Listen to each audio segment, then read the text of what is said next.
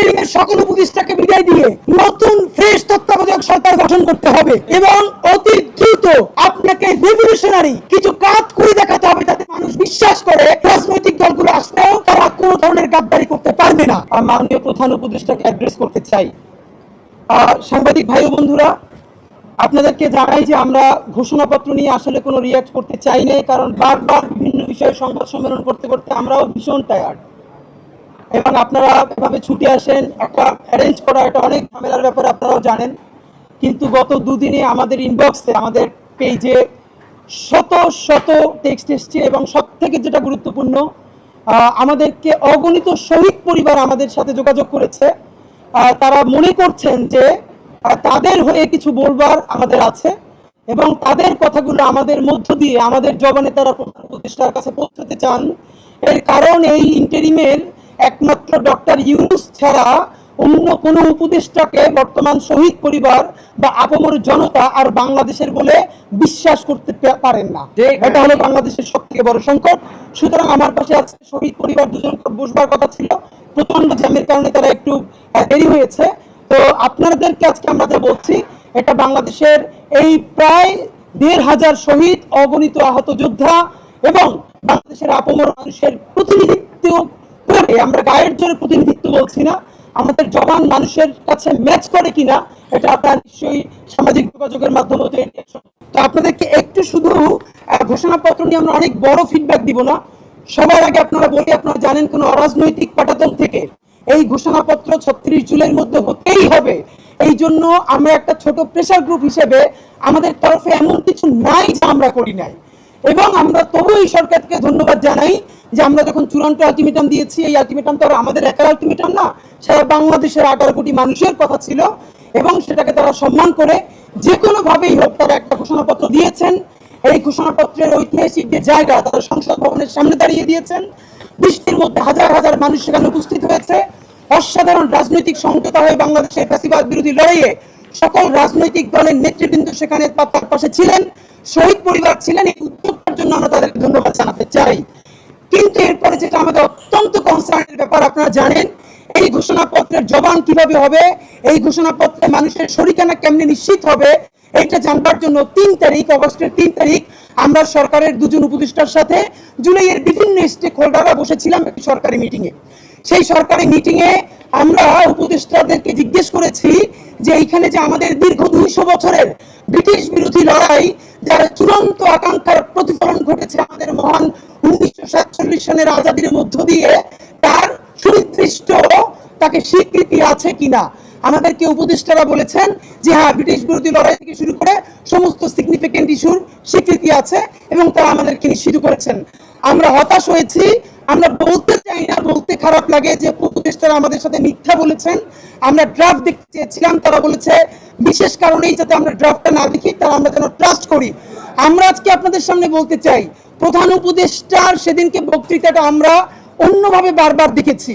আপনাকে প্রধান উপদেষ্টা মহোদয়, আপনি কিভাবে দা ওয়ে ইউ টক, আপনার বডি ল্যাঙ্গুয়েজ, আপনি কোনটা স্পন্টেনিয়াসলি বলেন, কোনটা ইম্পোজড, এটা বোঝা যায় আপনার কথায়।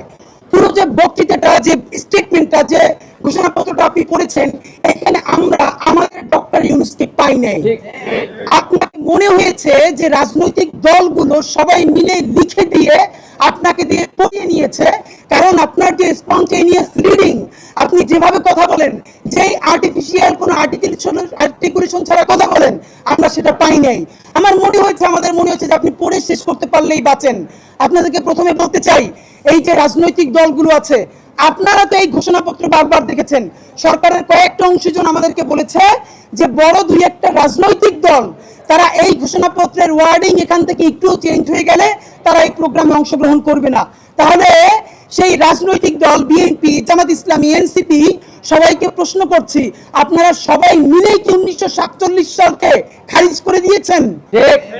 দুইজনে উত্তর দিতে হবে। ডক্টর ইউনূস সাহেব, আপনাকে বলতে হবে, দীর্ঘ ২০০ বছরের লড়াই, সেই ২০০ বছরের কতগুলো ইভেন্ট, সেই পলাশী থেকে শুরু করে আমাদের সেই সিপাহী বিপ্লব, এরপর আমাদের কত কর্তব্য, আমাদের কত জীবন, আমাদের পূর্বপুরুষ গাছের সাথে ফাঁসিতে ঝুলেছে এই আজাদির জন্য। আমাদের মঙ্গল পান্ডেরা, হাজী শরীয়তুল্লাহ, আমাদের তিতুমির, হাবিলদার, রজব আলী, তাদের রক্ত ঝরেছে।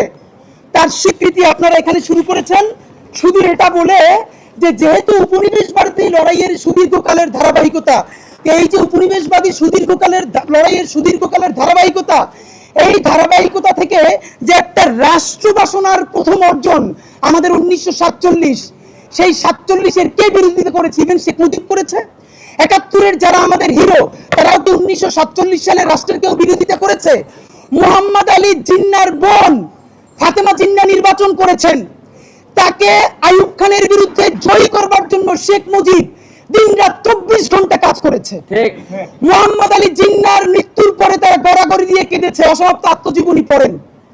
তাহলে এই যে বাঙালি জাতীয়তাবাদের ন্যারেটিভ, যেই বাঙালি জাতীয়তাবাদ গল্প শুরু করে 71 থেকে এর আগে 200 বছরের কোনো লড়াই নাই, যেই বাঙালি জাতীয়তাবাদ বলে যেখানে পাহাড়ি, বিহারি, বাঙালি, হিন্দু, মুসলিম, বৌদ্ধ, খ্রিস্টান সবাই মিলে বাঙালি হয়ে যাবে, এখানে আর কোনো জাতিসত্তার আর কোনো পরিচয় নাই।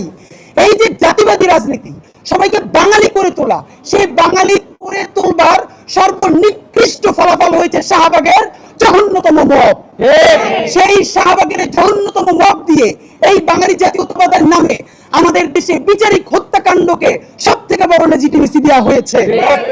অদ্ভুত, আমরা কি দেখলাম আমাদের এই ঘোষণাপত্রে সেই যে বাঙালি জাতীয়তাবাদের বয়ান, তারই মনে হয় যেন একটা কন্টিনিউশন করা হয়েছে, তার ধারাবাহিকতা রক্ষা করা হয়েছে। তাহলে এই বাঙালি জাতীয়তাবাদের বয়ান, যেই বয়ান মানুষকে জুডিশিয়াল কিলিং করতে পারে, গুম করতে পারে, খুন করতে পারে, হত্যা করতে পারে, এবং বিরোধী দলে ভোট দেওয়ার ফলে ধর্ষণ করলে তার পক্ষে আবার ন্যারেটিভ তৈরি করতে পারে, সেই বাঙালি জাতীয়তাবাদের বয়ানের জন্য তো হাজারো মানুষ জীবন দেয় নাই। ডক্টর ইউনূস সাহেব, আপনাকে স্পষ্ট বলতে হবে, এইটা কি আপনি লিখেছেন? এইটা লেখার কথা আসিফ নজরুল সাহেবের, উনি আইন উপদেষ্টা। তাহলে আইন উপদেষ্টাকে বলতে চাই, আপনি যে ড্রাফট করেছেন প্রত্যেকটা রাজনৈতিক দলের কাছে পাঠিয়েছেন, জামাত ইসলামী, আপনারা কেন এখনো বলছেন না আপনারা এখানে 47 নিয়ে কথা বলেছেন কি বলেন নাই? বিএনপি যদি বলে যে তারা 47-এর বিপক্ষে অবস্থান নিচ্ছে, ঠিক আছে, আমরা তাহলে বিএনপি বিপক্ষে রাস্তায় অবস্থান নিব এবং সেটা সামনে নির্বাচনে অবস্থান নিব। 47-এর ধারাবাহিকতা হলো 1971, সেই 1971-এর চূড়ান্ত ধারাবাহিকতা আমাদের 2024। 47, 71, 24-কে একটার বিপরীতে আর একটা বারবার দাঁড় করানোর চেষ্টা হয়েছে। প্রত্যেকটা বাংলাদেশ বিরোধী ষড়যন্ত্র, এই প্রত্যেকটা আমাদের জান গেছে, জীবন গেছে, জবান গেছে, আমরা প্রত্যেকটাকে সমানভাবে ধারণ করি বন্ধুরা। সুতরাং আপনাদেরকে দ্বিতীয়ভাবে বলি, বাঙালি জাতীয়তাবাদের যে সূচনা বিন্দু, সেইখান থেকে এই ঘোষণাপত্র শুরু হয়েছে, এটা আমাদের জন্য লজ্জার। দ্বিতীয় কথা, 1975 সালে যে 7ই নভেম্বর ঐতিহাসিক সিপাহী জনতার যে বিপ্লব, এটা এখানে উল্লেখ আছে, অসাধারণ, আমরা এটাকে অ্যাপ্রিসিয়েট করি। আপনি যদি সত্যিকারে চান বাংলাদেশের ইতিহাসের সেটা নির্বাচন হোক, প্রবাসীরা ভোট দিক, লক্ষ লক্ষ টাকা খরচ করে মানুষ ঈদের মতো উদযাপন করুক, তাহলে ন্যূনতম কয়েকটা বিচার আপনার নির্বাচনের আগে করে দেখাতেই হবে। এই ইন্টারিমের সকল উপদেষ্টাকে বিদায় দিয়ে নতুন ফ্রেশ তত্ত্বাবধায়ক সরকার গঠন করতে হবে এবং অতি দ্রুত আপনাকে রেভলিউশনারি কিছু কাজ করে দেখাতে হবে, যাতে মানুষ বিশ্বাস করে রাজনৈতিক দলগুলো আসলেও তারা কোনো ধরনের গাদ্দারি করতে পারবে না। এবং শেষ কথা, সকল রাজনৈতিক দলের সাথে বারবার বসেন উপদেষ্টা মহোদয়, একটা বার 1500 প্রায় শহীদ, তার পরিবারের সাথে আপনার বসা দরকার হয় না? এই যে এত সংস্কার করলেন, আমাদেরকে কেন তারা ফোন করে জিজ্ঞেস করে যে এগুলো সব কি তারা না কইলেই চলে যাবে? প্লিজ, জুলাই সনদ ঘোষণার আগে যা যা করতেছেন সেই রাজনৈতিক দলগুলোর একদিকে সামনে রাখেন, শহীদ পরিবারগুলোর সামনে রাখেন, তারপর বলেন যে এইটা করছি, একটু শহীদ পরিবারের কথার মূল্যায়ন করেন।